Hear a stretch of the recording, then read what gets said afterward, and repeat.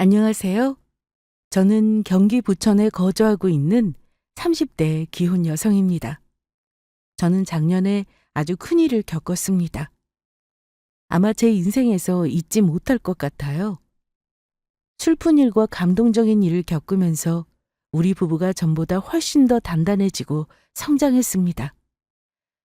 작년에 사랑하는 아빠가 돌아가셨고 재산 문제로 머리가 지끈거릴 만큼 힘든 시간을 보냈어요.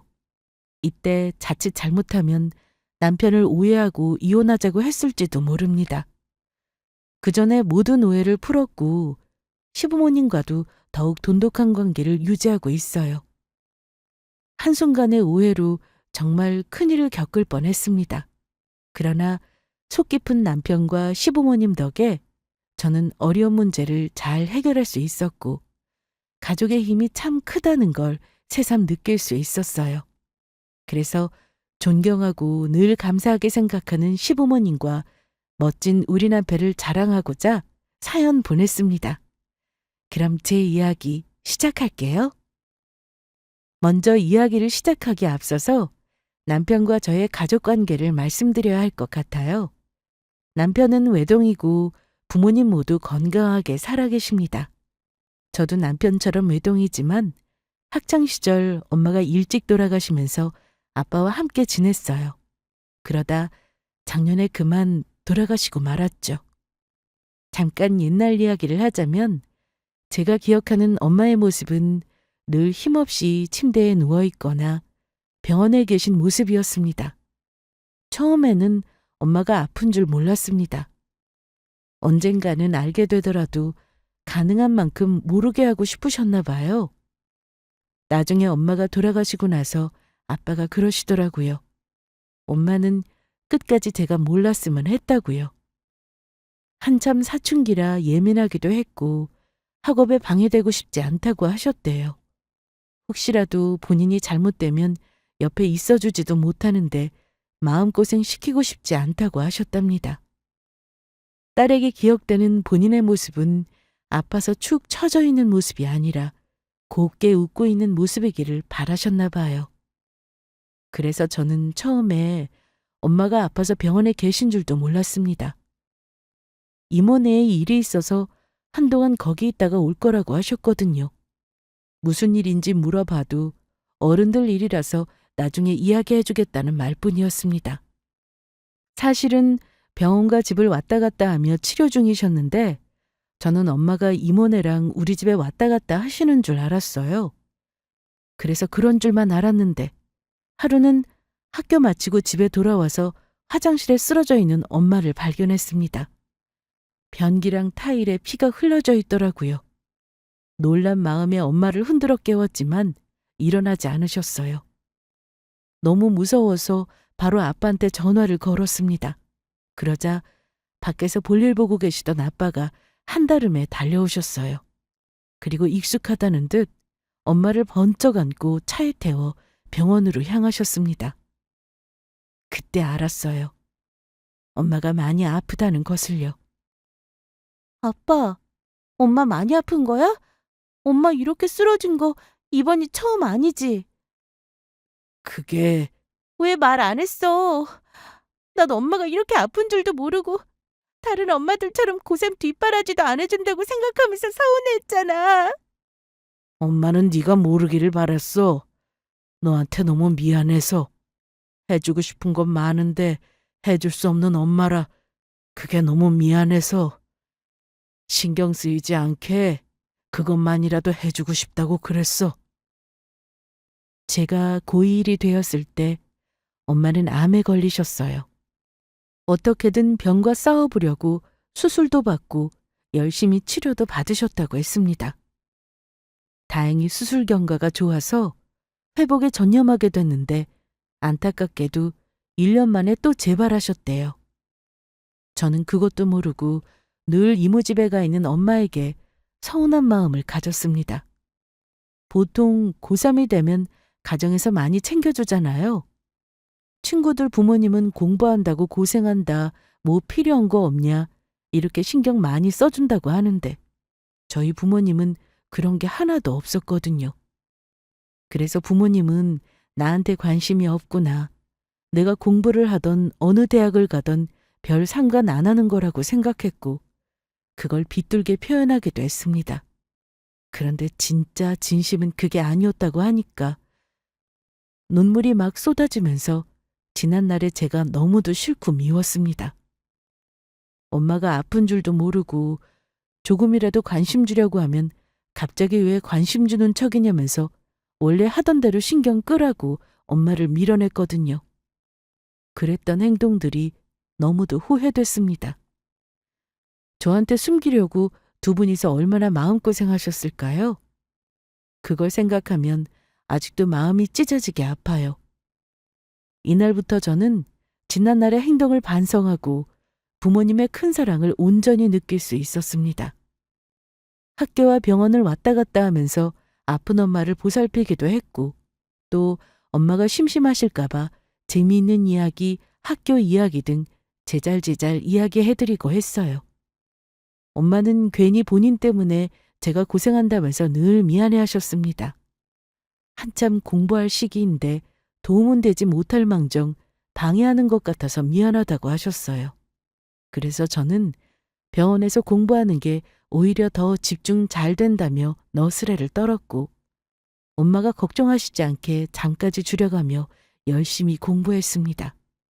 제 성적이 떨어진 걸 알면 엄마가 많이 속상해하실 것 같았어요. 그래서 엄마가 아파도 내가 해야 할 몫을 잘 해내고 있다는 걸 보여드리고 싶었습니다. 그래서 제 목표는 좋은 대학에 들어가는 거였고 합격 통지서를 엄마께 보여드리는 거였어요. 하지만 슬프게도 엄마는 그 모습을 보지 못하셨습니다.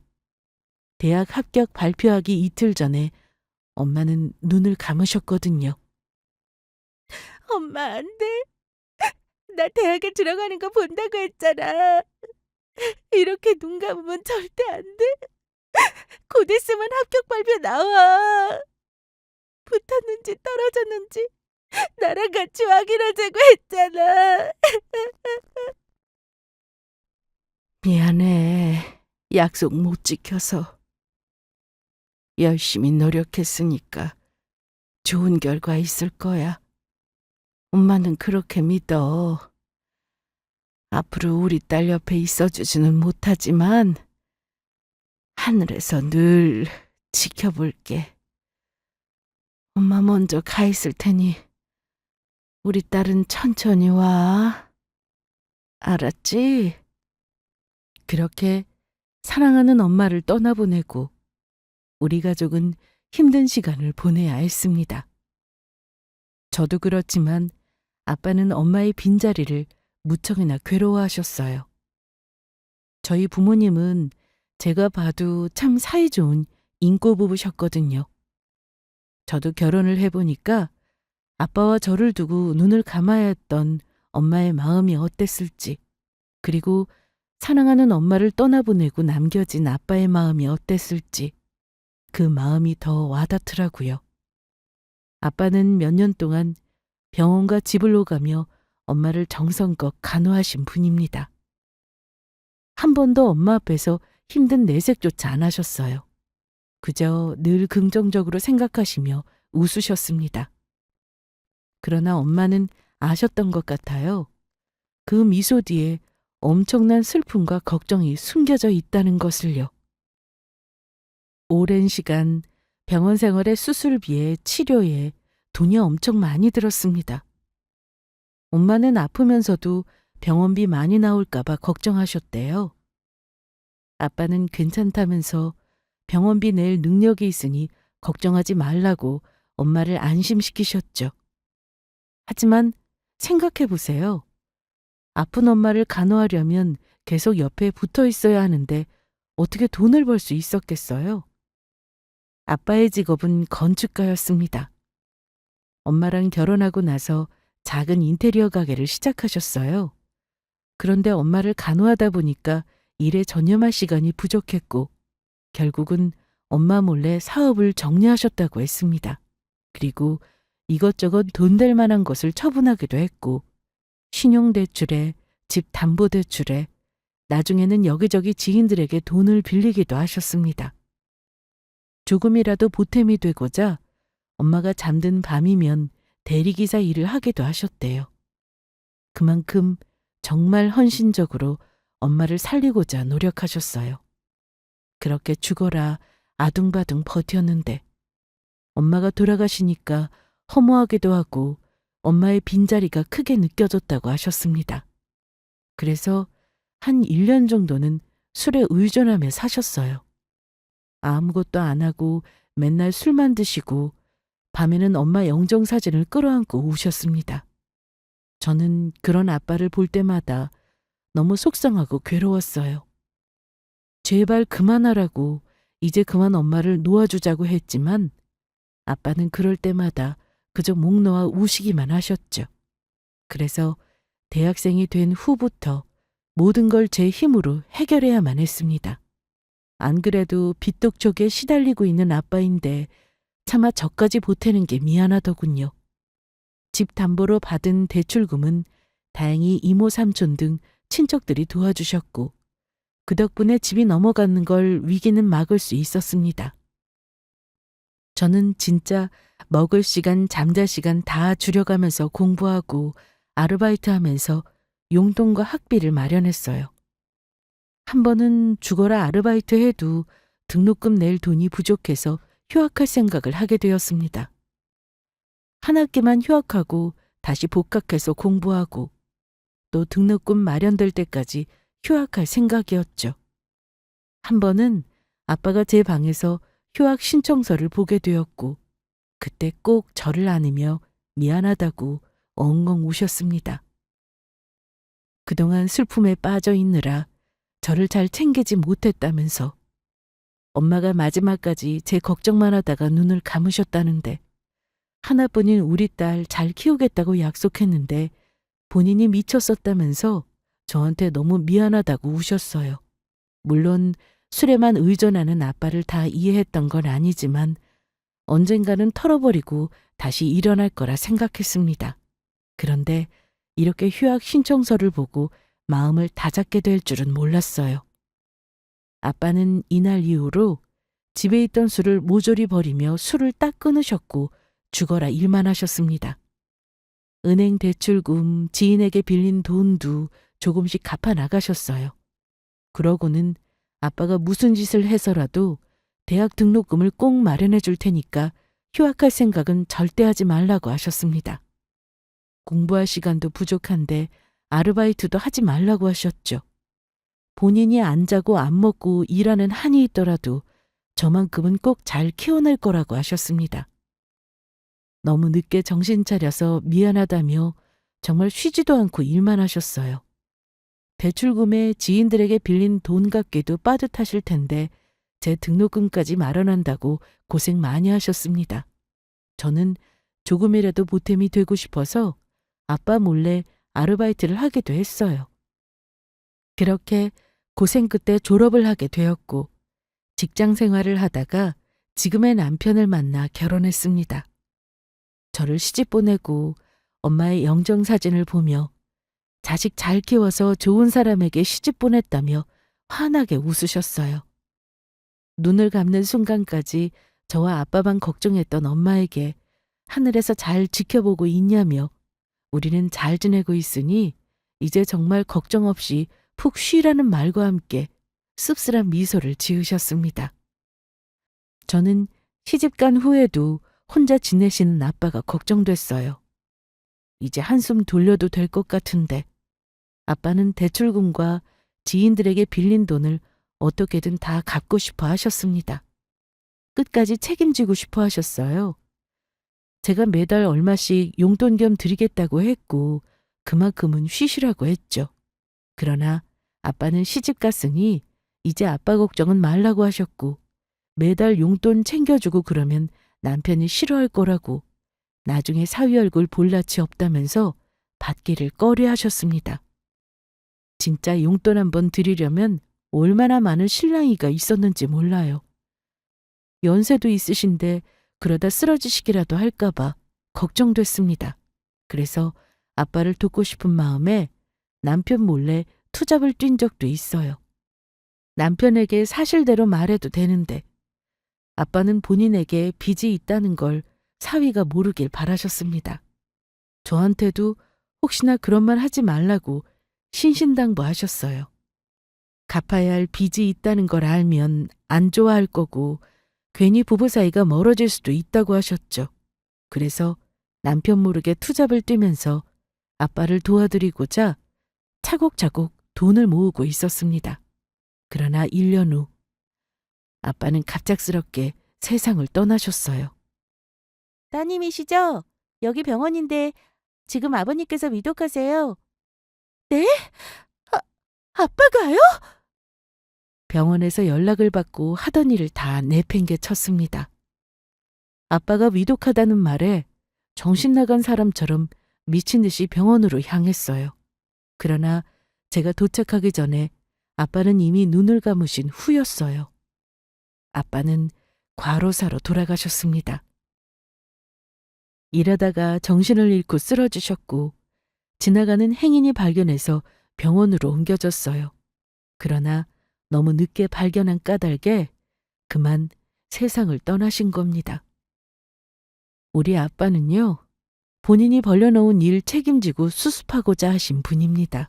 그리고 엄마에게 약속한 대로 저 하나 잘 키워보겠다고 희생과 헌신의 삶을 사셨어요. 결혼하고 나서 이제 좀 아빠를 제대로 도와드리겠구나 싶었는데 허무하게 아빠를 잃고 너무 힘들었어요. 그리고 제 자신이 너무도 싫었습니다. 내가 조금 더 나은 사람이었다면, 내게 더 많은 능력이 있었더라면 빨리 아빠를 도와드렸을 텐데, 그럼 이렇게 과로로 돌아가시지 않았을 텐데 라는 생각으로 스스로를 자책했습니다. 갑자기 아빠를 잃은 터라 저는 제정신이 아니었어요. 무슨 정신으로 장례를 마쳤는지 잘 모를 정도로 마냥 울기만 했습니다. 이때 남편의 도움이 참 컸어요. 힘들어하는 저 대신 모든 걸 알아서 해결해줬고 남편 덕에 장례를 무사히 마칠 수 있었습니다. 그렇게 아빠를 잘 모셔놓고 저는 잠시 마음을 추슬렀어요. 그리고 며칠 후 아빠의 짐을 정리해야겠다고 어렵게 마음을 먹었습니다. 사시던 집도 그렇고 짐도 그렇고 처리해야 할 일이 많으니까 하나둘씩 차근차근 해나가고자 친정집으로 갔는데 그때 집 앞에 있던 한 아줌마를 만나게 됐어요. 그분은 제가 아빠의 딸인 걸 단번에 알아보더군요. 아빠 돌아가신 걸 이야기하면서 참 안타까운 일이라고 했습니다. 그러고는 이런 상황이 이런 말하기 미안하다면서 머뭇거리시다가 제게 서류 하나를 건네주시더라고요. 무슨 서류인가 싶어서 살펴봤는데 세상에 그건 다름 아닌 아빠의 채무 목록이었습니다. 이게 뭐예요? 네 아빠가 우리한테 갚아야 할 돈이야. 이런 말해서 정말 미안하지만 네 아빠한테 돈 다 못 받았어. 아는지 모르겠지만 네 아빠가 매달 조금씩 천천히 갚았거든. 이 집 넘어가지 않게 도와준 친척들 돈부터 갚고 싶다고 하도 사정해서 알겠다고 조금씩 갚으라고 했는데 이렇게 갑자기 가버렸으니 어쩌겠니. 너한테 이런 말 하고 싶지 않은데 액수가 적은 것도 아니고 우리도 그 돈이 꼭 필요해. 정말 미안하고 마음 아프지만 어쩌겠니. 우리도 살아야지. 다행히 네 아빠가 친척들 돈은 다 갚았다고 하더구나. 이 집이라도 지켜냈으니 다행이지 뭐. 그러니까 이 집 처분해서 우리 돈 해결해주면 좋겠어. 아줌마는 채권인 대표로 제게 이야기한다면서 집을 처분하고 남은 돈을 해결해달라고 하셨습니다. 그래서 저는 무슨 말씀인지 알겠지만 이 집은 안 된다고 했어요. 한 번에 다 갚지는 못해도 아빠처럼 매달 얼마씩이라도 갚겠다고 했습니다. 그러자 더는 기다려줄 수 없다면서 미안하다고 하셨어요. 이 집 처분해서 돈 갚지 않으면 소송으로 넘어갈 수밖에 없다고 하시더군요. 본인도 정말 그렇게까지는 하고 싶지 않다면서 그냥 이 집 처분하고 깔끔하게 해결하자고 하셨습니다. 우선 시간을 조금 줄 테니 생각해보고 어떻게 할 건지 알려달라고 하셨어요. 그렇게 제게 연락처를 남기고 돌아가셨습니다. 저는 집에 돌아와서 혼자 끙끙 앓다가 결국은 남편에게 모든 걸 털어놓았습니다. 도저히 이 일을 어떻게 해결하면 좋을지 모르겠더라고요. 남편에게 그동안 숨겨서 미안하다. 사실은 우리 집안에 이런 일이 있었고 아빠는 매달 일하시면서 갔던 중이었다는 걸 다 털어놓았어요. 그러자 남편은 잠시 생각하더니 그냥 집 처분하고 남은 돈 다 해결하면 되지 않냐고 하더군요. 집값도 많이 올랐을 텐데 그 정도면 갚고도 남을 거라고 했죠. 그래서 저는 그 집이 어떤 집인데 절대로 그럴 수 없다고 했습니다. 남편은 그 집 처분 안 하면 소송 건다는데 이렇게 고집부린다고 해결될 일이 아니라고 했어요. 그렇다고 우리가 그 많은 돈을 당장 해결할 능력도 안 되는데 집 처분하는 것만이 유일한 방법이라고 했습니다. 솔직히 남편의 말이 맞아요. 그것 말고는 뾰족한 수가 없었습니다. 신혼집 마련한다고 대출금 다 끌어써서 더 대출받기도 힘들고 어디 빌릴 만한 것도 없었습니다. 하지만 도저히 그 집만큼은 팔 수 없겠더라고요. 왜냐하면 그 집은 아빠가 제게 남겨주신 소중한 재산이기 때문입니다. 제가 처음에 아빠의 직업에 대해서 말씀드렸었죠. 우리 아빠는 엄마랑 결혼하기 전에 건축가로 일하셨습니다. 그리고 결혼한 뒤에 하시던 일을 그만두고 실내 인테리어 일을 하셨어요. 그리고 제가 태어나기 전에 땅을 하나 사서 그곳에 우리 가족이 살 집을 만드셨습니다. 집안 곳곳 다 아빠의 손이 안 간 곳이 없어요. 건축부터 실내 인테리어까지 모두 아빠의 작품입니다. 그 집은 우리 가족에게 제게 큰 의미가 있는 곳입니다. 그곳에서 제가 태어났고 부모님과 함께 지내며 많은 추억을 만들어 갔어요. 아직도 곳곳에 돌아가신 엄마와 아빠의 흔적이 가득합니다. 아빠가 제게 선물로 주려고 마당에 손수 나무그네도 만들어 주셨고 또 제가 좋아하는 사과나무도 심으셨어요. 집은 곧 우리 가족 그 자체입니다. 그런데 그 집을 팔다니요. 누군가 제게 100만금을 준다고 해도 결코 팔 수 없습니다. 그 집이 제게 어떤 집인데요. 부모님이 보고 싶을 때마다 기억하며 추억을 곱씹어 볼 수 있는 곳. 부모님의 사랑을 느낄 수 있고 내 곁에 머물고 있다는 느낌을 받을 수 있는 유일한 곳이 그 집이에요. 절대 팔 수 없었습니다. 남편에게 정말 울면서 설명하고 다른 방법이 없냐며 제발 도와달라고 사정했어요. 남편에게 이런 부담감을 줘서 정말 미안했지만 집만은 지켜야 한다는 생각뿐이었습니다. 남편은 큰 한숨을 내쉬며 제 마음이 어떤지 잘 알겠지만 다른 방법이 없다고 했어요. 나중에 오히려 그 집을 보고 더 힘들어질 수 있다고 했습니다. 그 집만 가면 부모님과 함께했던 기억이 떠오를 텐데 힘들지 않겠냐고 하더군요.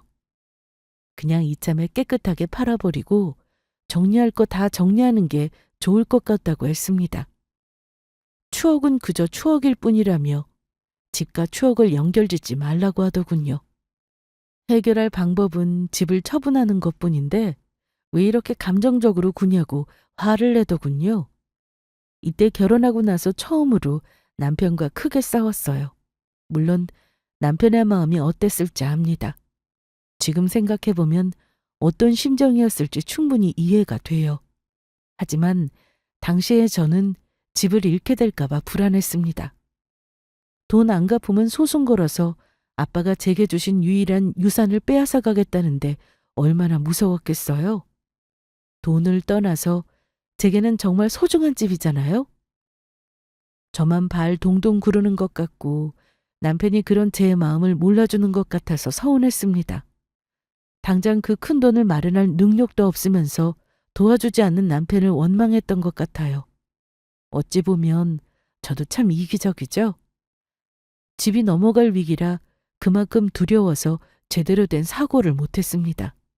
이럴 때일수록 침착하게 이성적으로 생각했어야 했는데 그러지 못했어요. 아빠 잃은 지 얼마 안 돼서 소중한 집까지 넘어갈 위기니까 마음이 너무 힘들고 괴롭기만 했습니다. 그날 이후 남편은 저를 피하기 시작했습니다. 퇴근해도 집에 잘 들어오지 않았고 새벽 늦게 들어오거나 아예 안 들어오는 날도 있었어요. 주말에도 집에 있지 않고 항상 나가곤 했습니다. 안 그래도 그렇게 싸운 뒤로 분위기가 안 좋은데 남편이 저를 피하니까 우리 둘의 관계는 더욱 심각해져 갔습니다. 집에 혼자 있으면서 많은 생각을 했어요. 사랑하는 아빠를 떠나보냈고 집 문제도 그렇고 감정적으로 정신적으로 건강하지 못했습니다. 하지만 어떻게든 이 일을 해결하고 싶다는 생각에 나름대로 혼자서 이것저것 알아보곤 했지만 소용없었어요. 진짜 미쳐버릴 것만 같았습니다. 어디 도움 청할 곳도 없고 환장할 노릇이었죠. 뭘 어떻게 해도 마땅한 해결 방법이 없자 남편의 마음이 이해됐어요. 우리가 아무리 부부라고 해도 솔직히 이건 우리 집 일이잖아요. 남편이 많은 부담감을 느끼고 있겠다 싶더라고요. 괜히 나 때문에 고생하는 것도 보고 싶지 않고 이런 식으로 흘러가다가는 이도저도 안 되겠다고 생각됐어요. 그래서 저는 모든 걸 다 떠안아야겠다고 결심했습니다. 연락도 없고 집에 들어오지도 않는 남편에게 연락했고 할 말이 있으니 집에 들어와서 이야기 좀 하자고 했어요. 그리고 그날 저녁 저는 남편에게 이혼하자고 말을 꺼냈습니다. 당신 지금 뭐라고 그랬어? 뭐? 이혼? 그래, 이혼. 우리 이혼하자. 그동안 생각 많이 하고 내린 결론이야. 나 당신한테 부담 주고 싶지 않고 우리 집 문제로 힘들게 하고 싶지 않아. 당신한테 피해 입혔다는 생각에 나도 많이 괴로울 것 같고 우리를 위해서 뭘 어떻게 하면 좋을까 생각해봤어. 당신 그동안 일부러 나 피했잖아. 이제 안 그래도 돼. 사이가 더 안 좋아지기 전에 이혼하자. 그게 좋겠어. 내가 당신을 피했다고? 당신 그동안 그렇게 생각하고 있었던 거야? 내가 그 정도밖에 안 되는 놈이냐고. 그동안 당신 피한 게 아니고 나도 나름대로. 아니다, 됐다. 이렇게 날 몰라주는데 말해서 뭐해? 나보다 그 집이 더 중요하다는 거지? 그래, 당신 마음대로 해! 남편은 저한테 버럭 화를 내며 집을 나갔습니다. 그리고 그 뒤로 계속 들어오지 않았어요. 솔직히 이때 남편의 반응이 혼란스러웠습니다. 이혼을 바라고 있는 줄 알았고 제가 먼저 말해주기를 기다릴 거라 생각했어요. 제가 참 오해를 크게 하고 있었던 거죠. 사실 저는 이렇게 싸우면서 남편에게 서운한 감정을 느꼈지만 그래도 사랑하는 마음은 변함없었습니다. 남편이 아니었다면 아빠 장례식도 잘 못 치렀을 거예요. 남편이 제 옆에 있어서 얼마나 든든했는지 모릅니다. 이 부분은 정말 고맙게 생각하고 있어요. 하지만 저희 집안 문제를 남편에게 나누고 싶지 않았습니다. 처음에는 두려운 마음에 어떻게 하면 좋을지 도와달라고 말했지만 나중에 내가 괜한 말을 했구나 참 후회되더라고요. 우리 집 일은 제가 책임지는 게 맞는데 말이죠. 저는 어떠한 일이 있어도 집을 지키기로 마음 먹었습니다. 죽어라 일해서 매달 얼마씩 빚을 갚아나갈 생각이었어요. 그래서 이혼을 결심한 겁니다. 돈을 버는 족족 다 빚 갚는 데 들어갈 텐데 남편한테 너무 미안하잖아요. 남편이 버는 돈에 기대어 사는 것도 염치 없고요. 그래서 이혼하고 저 혼자 빚 갚으며 고생할 생각이었어요. 남편이 이런 제 선택을 존중하고 감수해 줄 수 있을지도 잘 모르겠고 또 저 때문에 고생하는 모습을 볼 자신도 없었습니다. 사랑하는 사람의 행복을 지켜주고 싶은 마음이 제일 컸던 것 같아요. 그래서 어려운 결정을 내렸고 남편에게 이혼하자고 한 겁니다. 저는 짐을 챙겨서 친정집으로 들어갔어요. 그리고 남편에게 문자 한 통을 남겼습니다. 그동안 저 때문에 집에도 못 들어온 남편에게 이제 편히 집에 와서 쉬라고 했죠. 그리고 이혼 서류를 보낼 테니 좋게 좋게 합의 이혼하자고 했습니다.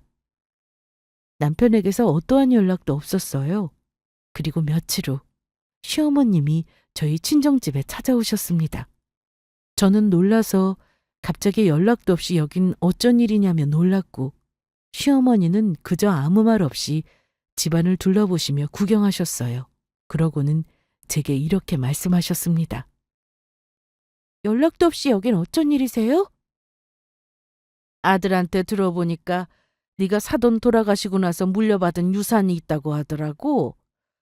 얼마 정도 되는 유산인가 직접 보려고 왔지. 이렇게 좋은 집을 유산으로 물려받아 놓고 뭐? 이혼? 그이한테 들으셨어요? 그래. 그 말 듣고 어찌나 어이가 없든지. 처음에는 네 마음이 많이 힘들 때라 그런 말 한 거라고 생각했어. 그런데 아무리 그래도 그렇지 이혼하자고 하는 건 아니지 않니? 아니 우리 아들이 뭘 잘못했다고 이혼하자는 말을 꺼내? 그리고 이렇게 비싸고 좋은 집을 물려받아 놓고 이혼하자는 건 아니지? 시모의 말을 듣고 저는 남편에게 이야기 다 들으신 거 아니냐, 지금 제가 어떤 상황에 처해 있는지 다시 한번 설명드렸어요. 그리고 집값이 많이 올랐지만 결국 제가 가질 수 없는 돈이라고 말씀드렸습니다. 자칫하면 빚쟁이들한테 넘어갈 판이지만 그러지 않게 노력할 거라고 했고, 일이 잘 해결된다고 해도 죽을 때까지 팔 생각이 없다고 했어요. 남편에게 피해주고 싶지 않아서 한 선택이니 존중해달라고 했습니다. 남편도 저와 같은 마음이라서 그동안 피한 것 같다고 했죠.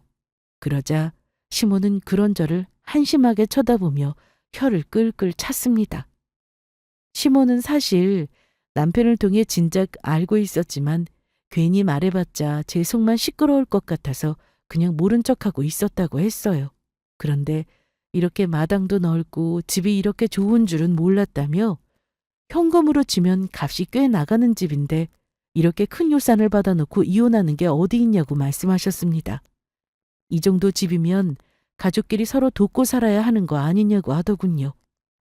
그 말을 듣는데 그동안 참았던 감정이 터지듯 터져나왔습니다.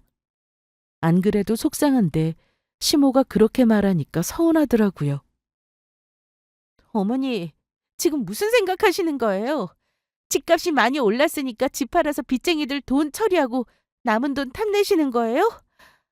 정말 너무하네요. 이 집이 제게 어떤 의미인지 다 들으셨잖아요. 제가 지금 얼마나 힘든 줄이나 아세요? 저 정말 간신히 버티고 있는 거예요.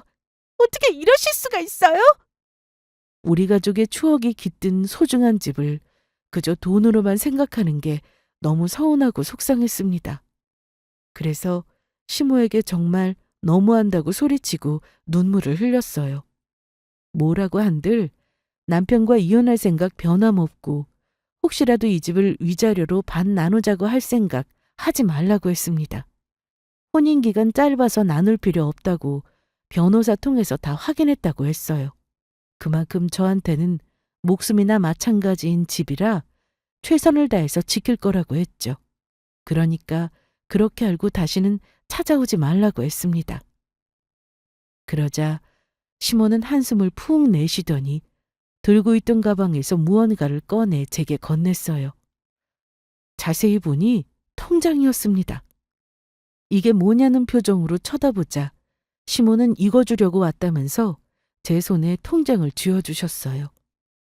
갑자기 이게 무슨 상황인가 싶었습니다. 나한테 통장을 왜 주는 걸까 싶어서 조심스레 통장을 열어 살펴봤어요. 그런데 그 안에는 2억 5천만 원의 돈이 찍혀 있었습니다. 소름 돋게도 제가 갚아야 할 금액이었어요. 시모에게 이게 무슨 의미냐고 쳐다봤습니다. 그러자 이렇게 말씀하시더군요. 이렇게 좋고 멋진 집을 유산으로 받았는데 팔기는 왜 팔아? 평생 끼고 살아야지. 어머니, 그 돈으로 갚을 돈 갚고 다 끝내버려라. 그래야 사돈도 편히 눈 감고 쉬실 거 아니야. 그리고 이혼은 없던 일로 해라. 이까진 일로 이혼은 무슨 이혼이야. 괜히 내 아들 힘들게 하지 말고 얼른 화해해. 어머니, 저한테 이렇게 큰 돈을 왜 주시는 거예요? 아까 말했잖아.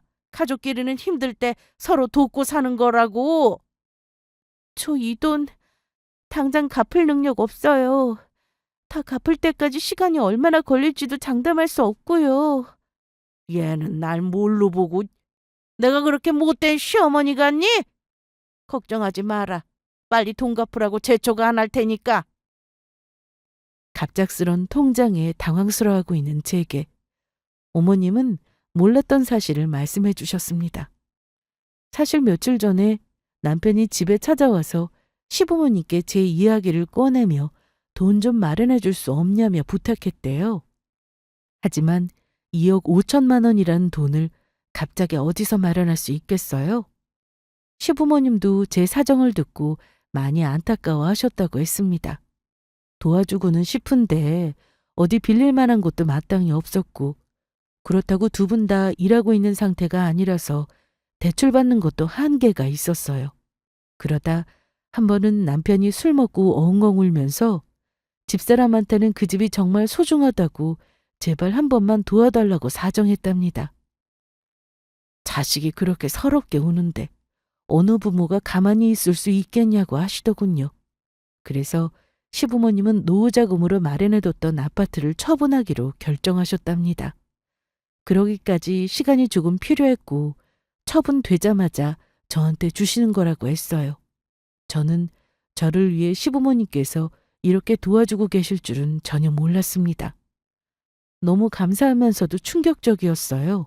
그리고 남편이 그렇게까지 했다는 것도 놀라웠습니다. 제가 떠안아야 할 빚을 부담스러워한다고 생각했고 어쩌면 헤어지고 싶은지도 모른다고 생각했거든요. 무엇보다 이 일 이후로 집에 잘 들어오지 않고 피했던 것들이 이해되지 않았습니다. 그래서 시어머니께 그간 남편이 집에 들어오지 않았던 이유는 뭐였냐고 물었어요.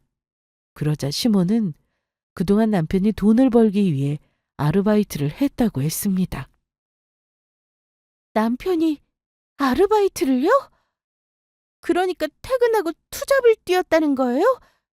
아니, 왜요?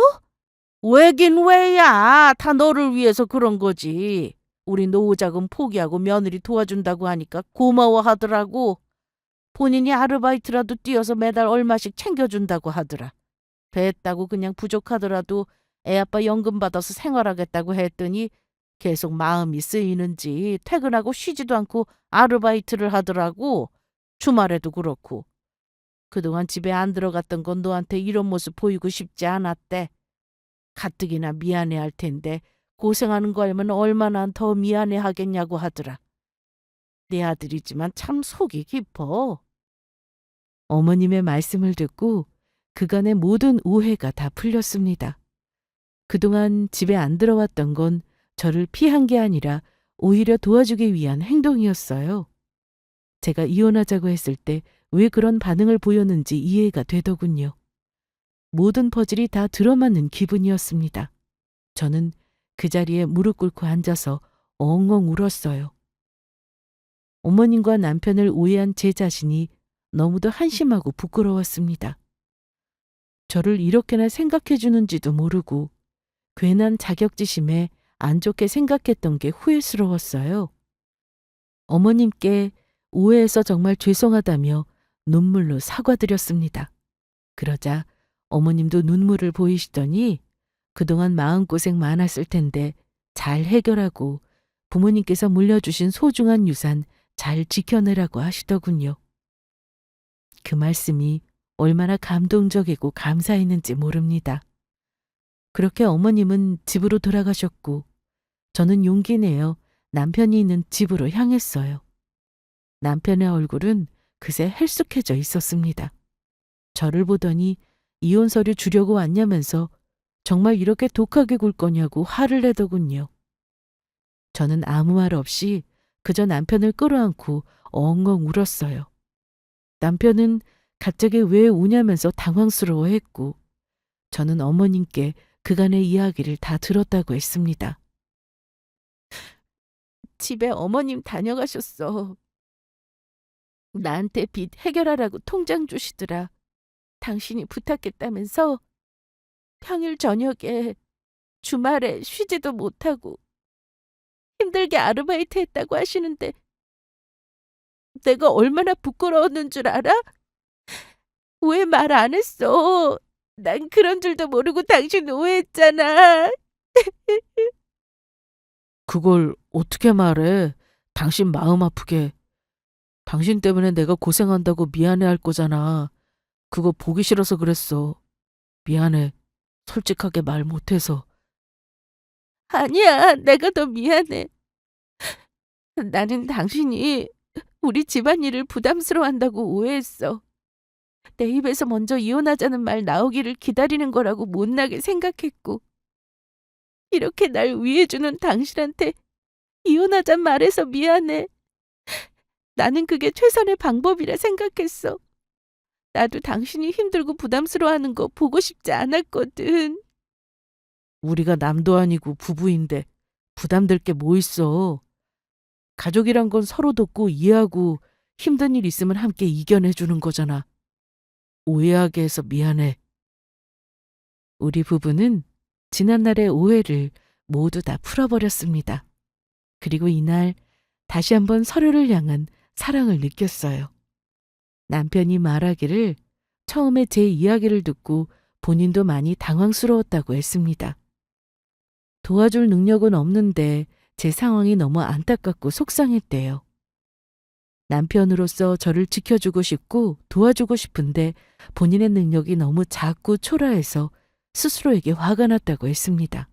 그래서 마음은 그게 아닌데 괜한 말로 제게 신경질을 부렸대요.